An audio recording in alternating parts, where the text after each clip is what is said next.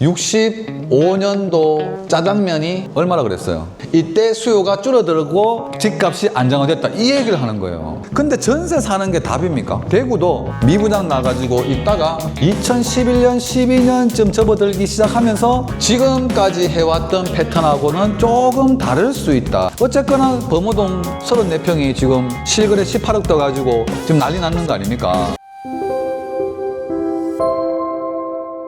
돈 가치가 떨어지니까 이제 우리가 부동산이나 금이나 실물 자산으로 이제 돈을 투자할 수밖에 없는, 투자해야 되는 그런 이유인 거죠. 근데 워낙 이제는 금값도 많이 오르고 실물 자산 쪽으로 많이 돈이 몰리다 보니까, 그래서 제가 그 얘기했죠. 100원짜리 동전이 지금은 거의 쓸모가 없지만 65년도 짜장면이 얼마라 그랬어요? 60원. 65년도에. 안 그래요? 안 맞습니까? 아닌가요? 65년도에 짜장면 드실 못 먹어봤을까? 아, 그것도 못 먹어볼 정도로, 예, 함부로 막 60원짜리 밥도 마음대로 못 먹는 시절이잖아요. 근데 지금 100원짜리 오래된 거 보면 68년도 100원짜리도 있고 뭐 이렇잖아요. 60년대 100원짜리 있잖아요. 그 당시에 이 100원이라는 돈의 가치는 이 정도가 됐나니까요. 최근에 전라도 목포에 있는 반점, 오래된 노포 반점에 가면은 짜장면, 짬뽕 뭐 이래가지고 가격표가 있는데 65년도에 가격표가 지금 이 인터넷에 좀 돌아다니는 거 있거든요. 그 집에 보니까 짜장면이 60원 하더라. 그러니까 65년도에 60원짜리 짜장면은, 그래서 이 100원짜리, 내가 지금 주머니에 우리가 지금 쓰지도 않는 100원짜리는 그 당시에는 함부로 쓰지도 못하는 큰 돈이었는데, 지금은 근데 그 100원짜리가 새로 만들어난 100원짜리가 아니고 똑같은 100원짜리잖아요. 그러니까 극단적으로 얘기를 하는 거지만 어쨌거나 돈의 가치는 그 당시에는 큰 돈이었지만 지금은 가치가 없듯이 돈의 가치는 그만큼 떨어져 있다. 그래서 사례를 들어드렸던 게, 그때도 이제 복권이, 주택 복권이 1등이 80년대에 1억이었죠. 1억이라는 돈은 아마 제 기억으로는 88 올림픽 하기 전에는 남구 대명동의 양옥집 2층짜리 말고 그냥 단층 양옥집 가격이 제 기억으로 한 2천만 원 했어요. 속골목 안에 막 또 도로 좋고 이 정도는 아니고, 그냥 예전에는 골목이래 많이 살았잖아요. 골목 쪽에 2천만 원 했던 게 아마 88 올림픽 끝나고 근 4배 5배가 올랐 걸로 알고 있거든요. 어쨌거나 2천만 원 양옥집이. 그러면 그 당시에 주택복권 1등 당첨돼 가지고 2천만 원짜리 양옥집을 하나 양옥집이면 그래도 그 당시에는 괜찮은 집이잖아요. 다 한옥에다가 뭐 슬라브 지붕 이런 데 살 텐데, 어쨌거나 한옥 양옥집 단층이긴 하지만 사고, 그 다음에 전자 대리점 정도 한 개 하고, 대우 뭐 골드스타 테레비 팔고 이런 거 있잖아요. 하고 나머지 돈을 은행에 넣어 놓으면은 한 10% 정도? 예. 10% 은행에 돈을 넣어놔도 10% 12% 주던 시절이니까 현금 넣어놔도 이자만 받아 먹어도, 그래서 이 정도면 중산층의 생활이 됐던 거죠. 중산층 이상이 자동차도 하나 굴리고 1억이라는 돈은. 근데 지금 1억이라는 돈 가지고 집도 사고 프랜차이즈 대리점 한 개 하면서 은행에 넣어놓고 이자 받아가면서 중산층 이상의 생활이 되느냐? 안 되죠. 예, 안 되죠. 빌라도 한 제대로 못 살 정도 돈밖에 안 된다. 그 돈의 가치는 그만큼 요렇게 좀 시간을 두고 비교를 해보면 떨어지는 거죠. 매년 보시면은 뭐 물가 상승률 이야기가 막 나오거든요. 언론이나 뉴스 보면 매년 보면 물가는 1년에 한 3%씩 올라요. 그리고 일부러 물가를 상승을 일부러 시켜요. 일부러라도. 왜냐하면 물가가 상승시켜줘야 공장이 돌아가고, 공장이 돌아가면서 인건비도 주고 해야 되니까 물가는 무조건 올라가게 돼 있다. 물가는 무조건 오른다고 보시면 돼요. 이거 물가가 와 자꾸 이거 왜 자꾸 올라가노? 이거 내려도 시원찮을 판에 이거 자꾸 올라간다니. 어쨌든 일부러 이렇게 올립니다. 올라가야 이게 경제가 돌아간다니까요. 그러면 1년에 3%씩 물가가 오른다는 거는, 물가가 오르는 거는 돈의 가치는 떨어지는 거죠. 그러면 만약에 10년이 흘렀다. 물가는 30% 올랐을 것이고 돈의 가치는 그만큼 떨어져 있는 거죠. 그래서 우리가 돈 가치 떨어지는 걸 방어하기 위해서 해지 수단으로 이제 실물 자산을 우리가 부동산이든 주식이든 금이든 뭐 이렇게 공부를 하고 돈의 가치를 지키기 위해서 투자를 하고 뭐 이렇게 하는 거죠. 예.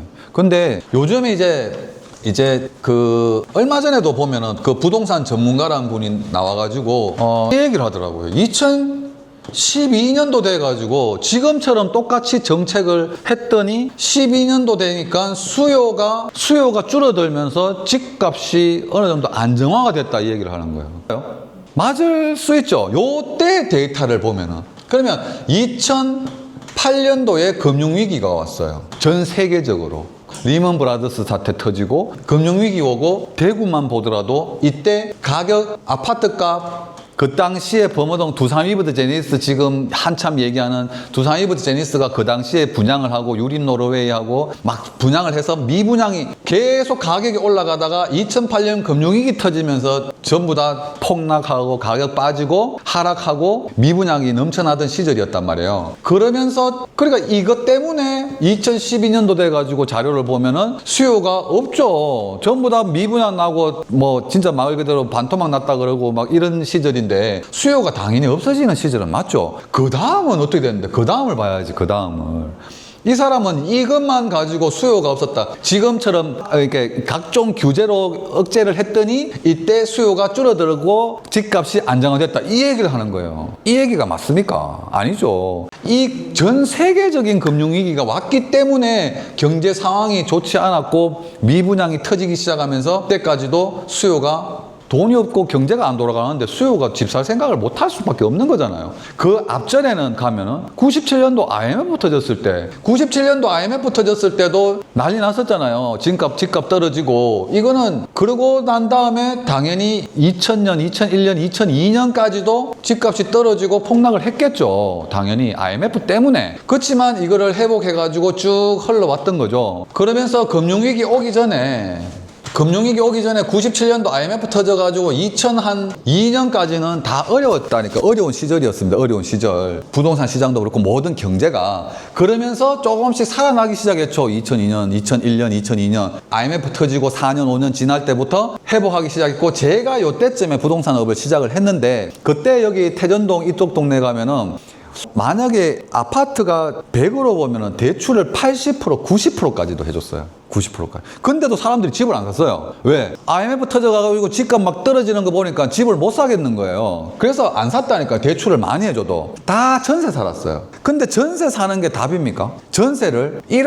1억짜리 아파트에 전세를 8천, 9천 들어갔다니까요. 그럼 집값 떨어지면 박살나는 걸 알면서도 그냥 전세 들어갔어요. 그냥 막연하게 전세금 돌려받을 수 있겠지. 그 다음에 집을 사니까 폭락하고 난리 나더라. 그럼 난리 나면 자기 전세금 못 받는 생각은 그때는 그런 지식도 없고 못 하던 시절이 많았던 것 같아요. 대부분의 분들이 부동산에 대해서 지금처럼 그렇게 보호를 받지도 못했던 시절이고 그런 지식이 없던 시절인 거죠. 그래서 근데 전세를 살아보니까 불편하죠. 집주인이 지금처럼 임대차 보호법이 강화되어 있을 때도 아니고 집주인이 나가라 하면 나가야 되고 올려달라면 올려줘야 되고 1억짜리인데 계약할 때 2천, 3천 올려도 그러면 전세금 올려줘야 되고 그게 싫어가지고 돈이 없어가지고 나가려고 그러면 방구하러 다녀야 되고 수수료 복비 줘야 되고 이사비 들어가야 되고 뭐 각종 한번 또 이사 옮기면은 이것저것 돈 들어갈 게 많잖아요. 그러면서도 집 없는 서러움은 서러움대로 당하고 돈은 돈대로 들어가면서도 계속 전세를 고집했던 거예요. 근데 이 사람들이 지나고 보니까 그러면서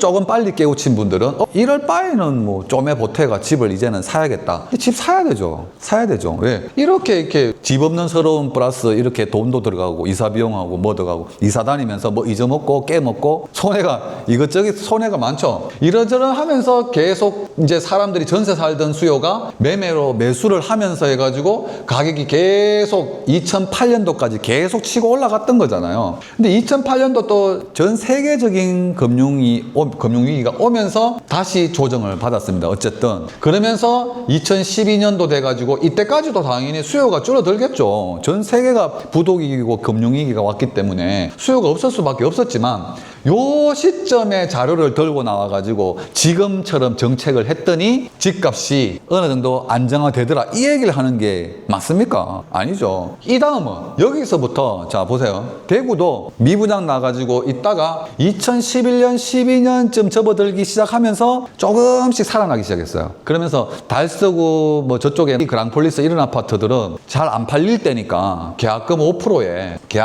해가지고 그땐 아파트 뭐 2억 이렇게 할 때니까 계약금 5% 해봐야 1,000만 원에 조금 분위기 살아나니까 프리미엄 500, 1000 이렇게 붙을 때니까 그때 프리미엄 조금 붙여서 한 2천만 원 주면 아파트 하나, 분양권 하나 샀다니까요. 그러면서 이게 계속 자리를 잡아가고 치고 올라가면서 2000 거의 19년, 20년 뭐 때까지 계속 21년까지 계속 가격이 치고 올라갔던 거잖아요. 예.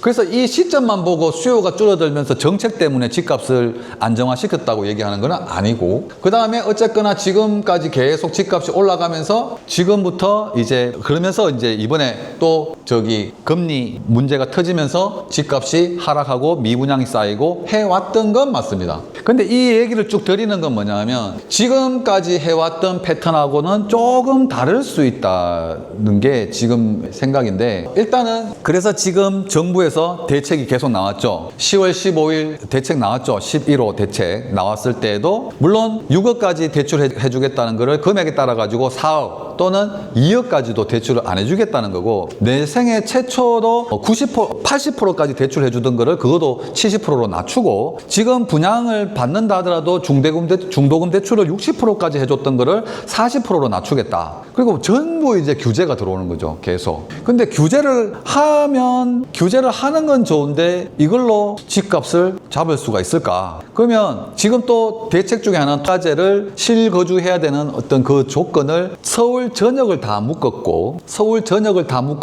경기도까지도 8개 지역인가요? 다 이렇게 묶었잖아요. 그래서 이거는 예전에 풍선 효과가 났잖아요. 강남을 묶었더니 그 외곽이 또 노도강이 터지고, 노도강을 또 묶었더니 뭐 딴 데가 터지고, 이렇게 풍선 효과가 생기니까 지금 정부에서 아예 그 풍선 효과를 차단하기 위해서 다 묶은 것 같아요. 일단은 묶었는데, 묶었지만 여기서 이제 뭐가 돼야 되냐? 공급이 돼야 되겠죠. 공급이 돼야 되는데 정부에서는 지금 자신 있게 공급을 하겠다라고 얘기하지만 공급이 쉽게 되진 않겠죠. 왜냐하면 근데 이게 알아야 돼요. 공급을 하는데 사람이 누구나 살고 싶고 가지고 싶고 갖고 싶은 동네가 올랐는데 그 동네에 과연 공급을 할 수 있을 것인가? 사람들이 누구나 사고 싶어하는 동네에 공급이 될까를 생각해 봐야겠죠. 그래서 예를 들어서 대구도 미분양이 많이 깔려 있지만 어쨌든 범어동하고는 지금 자리를 잡아서 그 이상으로 예전 가격보다 더 치고 올라갔고 많이 올라갔죠. 그러면서 그러면은 여기에 그러면 공급을 해줘야 되는데 여기 공급을 안 하고 예를 들어서 지금 경산 임당에 10,000개, 20,000개를 짓고 있고 거기 집을 공급을 많이 한다고 해서 대구 중심 쪽에 집값을 잡을 수 있느냐 생각해 보시면, 그러면 공급을 어디에 해야 되냐? 그러면은 공급을 수요가 필요한 곳에다가 집중적으로 공급을 해줘야 되는데 공급할 땅이 있냐? 그죠? 공급할 땅이 없죠. 그리고 공급할 땅이 있다 하더라도 뭐가 해결돼야 되냐? 초등학교가 해결돼야 돼요. 범어동에 수요가 물론 많지만 예를 들어서 그러면 거기에 지금 초등학교가 해결이 안 돼요. 그럼 초등학교를 지어야 되죠. 근데 그 초등학교까지 지어가면서 할 땅이 분명히 없겠죠. 예. 그래서 공급이 돼야 되는데 공급이 없는 게 제일 문제입니다. 문제고. 근데 또 정부에서 잘못 생각하고 있는 것 중에 하나는 다주택자들이 집을 가지고 있기 때문에 공급이 모자른다. 집은 많이 있는데 그래서 이 다주택자들을 이 집을 팔 수 있도록 꽉 짜야 된다. 세금 쪽이든 어쨌든 꽉 짜야 된다. 이런 얘기를 하고 있는데 이 다주택자가 집을 3채 갖고 있다 해서 3개를 다 내가 쓰면은 공급이 안 되는 얘기는 맞아요. 근데 3개 중에 하나만 살고 2개는 전세든 월세든 임대로든 어쨌든 공급을 해놓은 거잖아요.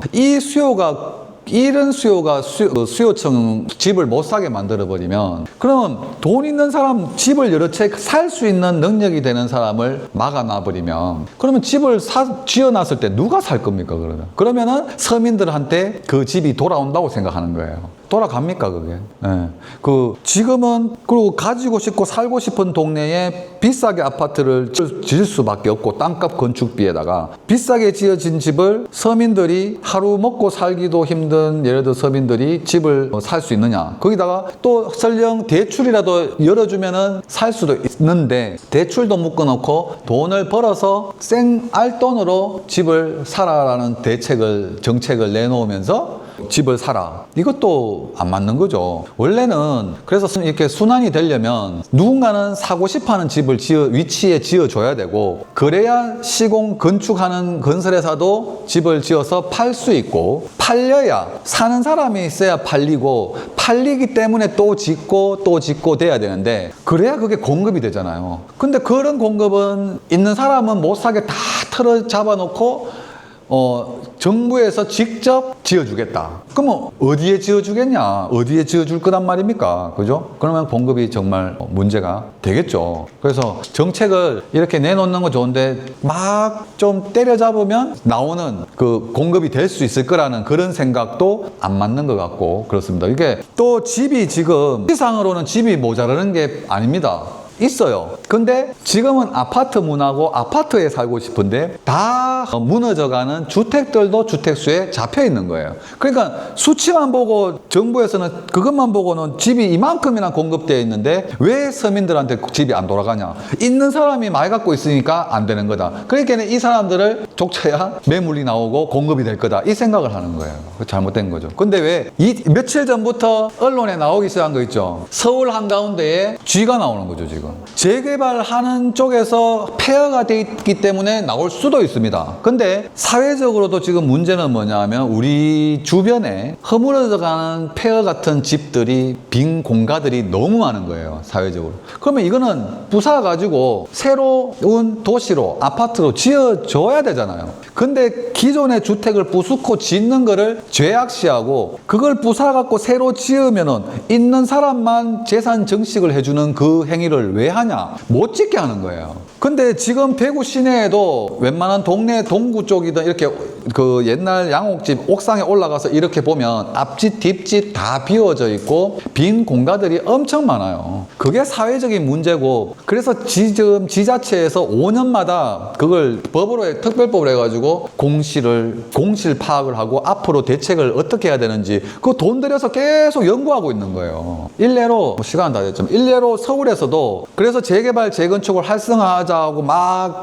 했었는데 지금 서울시장님 오세훈 시장님이 예전에 시장님 할 때도 이제 그거를 재개발 재건축을 하자 해서 정비구역 다 지정해 줬어요. 100몇 군데를 서울시에만. 근데 그 다음 박원순 시장이 들어오면서 다 없앴어요. 기존에 있는 주택가를 부수고 지으면 특권층들이 들어와서 재산 증식만 하고 없는 사람들은 쫓겨나가야 되니까 그냥 냅둬야 된다 해가지고 정비구역 다 없앴어요. 그래놓고 지금 와가지고 공급할 데가 없으니까 공급이 없으니까 있는 사람들을 지금 옥죄고 하고 있는 거죠. 네, 그런 상황입니다. 그래서 지금 대책이 11호 대책까지 조금 나왔지만 이런 내용들을 좀 알아야 우리가 뭐 앞으로 협상을 하든 어쨌든 이런 기준점을 잡고 앞으로 시장 흐름이 어떻게 흘러가는지를 잡아야 우리가 부동산을 지금 공부를 하지만 대응을 하든지 어떤 내가 집을 사든 자식들을 집을 사든 기준점이 될 수 있으니까 이런 정책들은 계속 좀 눈여겨봐야겠죠. 이제 또 우리고 부동산 학과니까.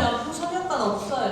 지금 그래서 풍선 효과가 예전에는 서울을 그만큼 잡으면요 이 수요들이 부산이든 대구 쪽이든 내려와야 돼요. 근데 지금은 옛날 분위기 같진 않아요. 안 내려와요. 잘 안 내려와요. 왜? 아직까지 수도권에서 머무를 수도 있지만 그걸 조금 생각해 보면 예전에는 내가 분양권을 아까 말씀드렸잖아요. 2천만 원짜리 분양권을 3개, 4개, 5개, 10개도 가져간다니까. 근데 이제는 주택수에 포함이니까 그것도 안 되고 집을 여러 채를 가질 수가 없잖아요. 지금 똘똘한 한 채로 가는 분위기다 보니까 그래서 예전에는 그러니까 서울 집값만 오르는데 그게 똘똘한 한 채로 가는 거예요. 수성구에 지금 대구에 전체적으로 민들이 쌓여 있는 동네도 있지만 어쨌거나 범호동 34평이 지금 실거래 18억 떠가지고 지금 난리 났는 거 아닙니까? 이런 것처럼 똘똘한 한 채로 몰리다 보니까 예전처럼 막 2채, 3채를 사는 분위기가 없어요. 100%. 없다 보니까 그 효과도 예전만큼은 안 그럴 거다는 거죠. 대책은 또 바뀌죠. 대책은 바뀌죠. 계속 하나씩 내놓잖아요. 그래서 지금 대책이 나오는 게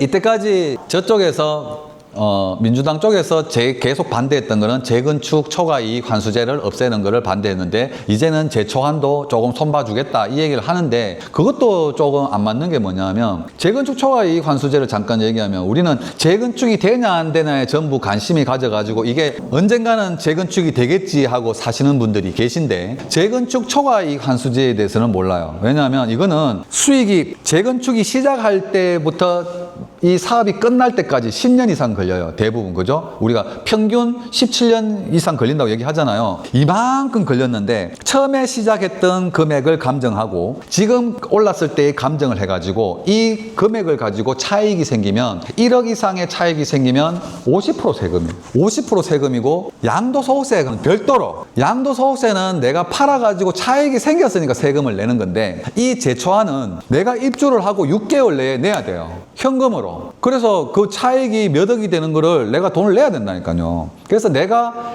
재건축에다가 아파트 이제 재건축 해가지고 내가 돈을 나중에 얼마를 남기겠다만 계산하시는데 남겼을 때 그 제초안이 얼마 그 세금을 내야 되는 것도 얼마인지를 계산하고 들어가셔야 된다니까요. 그래서 문제인 거잖아요. 소득이 없는데 내가 살던 집이 재건축이 됐어. 근데 입주하고 6개월 내에 세금을 내야 돼. 올랐는 거에 50%를. 1억 이상이긴 하지만 대부분 1억 이상 남거든요. 50% 세금 내야 되죠. 6개월 내야 되죠. 현금으로 내야 되죠. 그러면 대출도 안 되면 뭘로 돈을 낼 거냐. 그래서 재건축이 제대로 안 가는 거예요. 조합원들은 알아요. 우리 아파트를 부수고 지었을 때 입주하고 난 다음에 재건축 초과이익 환수제를 의해 가지고 우리가 세금을 얼마에 내요. 그러니까 이게 돈을 세금을 많이 내야 되니까 이게 사업성이 안 나오니까 못 짓는 거예요. 그래서 이걸 좀 손보자 했던 거고. 근데 민주당에서는 왜 있는 사람들이 재산 정식이 되는데 세금을 걷는데 왜 그게 잘못된 거냐 해서 계속 그거 도장을 안 찍어줬는데 지금은 고려해보겠다. 이제 좀 궁지에 몰리니까 고려해보겠다 하는데 그것도 문제는 뭐냐면 재개발로 가게 되면은 임대 아파트를 의무적으로 짓게 돼 있어요. 법적으로. 그 대신 재건축을 하면 의무로 임대 아파트를 안 지어도 되는 대신에 제초안이 있는 거란 말이에요. 세금을 내는 거란 말이에요. 그러면 이 세금을 선보게 된다면은 그러면 재개발 쪽에서도 가겠죠. 우리도 그러면은 임대 아파트를 줄이든지 이거를 손 봐야 되지. 그렇게 되지 않을까요? 재개발은 임대 아파트를 지어야 되고 재건축 쪽은 세금을 많이 내야 된다. 세금을 내야 된다니까. 그러면 세금을 손보든지 폐지를 시키면 재개발 쪽에도 그런 또 같은 법을 없애든지 해줘야 되겠죠. 그러면 이게 맞을까 또? 그러면 재건축을 손보는 건 좋은데 또 재개발에서 들고 일어나겠죠. 그래서 이게 수정이 될까, 조정이 될까는 가봐야 알겠어. 하여튼 어렵죠. 그래서 공급되기가 더 어렵다. 예? 그거 대출 예를 들어서 대출을 뭐 어떻게 풀어준다고요? 사업자리를 다시.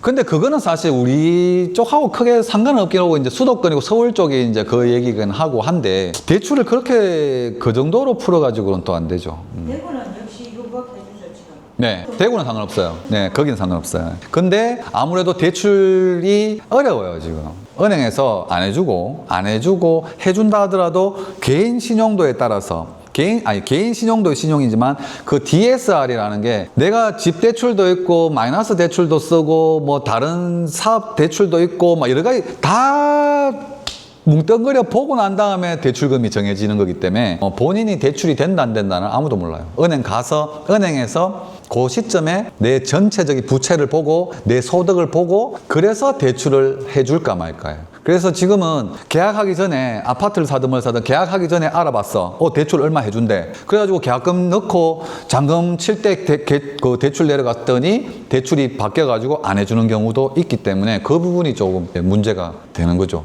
요즘 대구에 18억짜리가 앞으로 더 올라갈 것 같아요. 더 올라갈 수 있겠죠. 그 부분은. 거기는 올라갈 수 있겠죠. 예를 들어서 더 올라가죠. 왜냐하면 그 집이 그 아파트 단지에서 방이 4개짜리 34평이에요. 그 단지에서는 제일 좋은 제일 좋은 그 구조의 층수가 제일 좋은 게 팔렸겠네요. 근데 향이든 뭐든 조금 더 단지 내에서도 좋은 게 있을 거잖아요. 그러면 그 아파트는 더 비싸진다고 봐야겠죠. 예전에 18억 찍기 전에 최고점이 14억 7천이었어요. 그 다음 16억 7천을 찍었다가 18억을 찍은 건데 14억 7천이 나왔을 때 그 얘기 했거든요. 그게 그 아파트 단지에서 제일 좋은 게 아니었어요. 10몇 층짜리였어요. 10몇 층인가? 그게 14억 7천 찍으니까 그러면 이 아파트 그거보다 더 좋은 같은 단지 내라도 더 좋은 층수의 더 좋은 형은 더 비싸겠구나라고 다 생각을 하고 있었어요.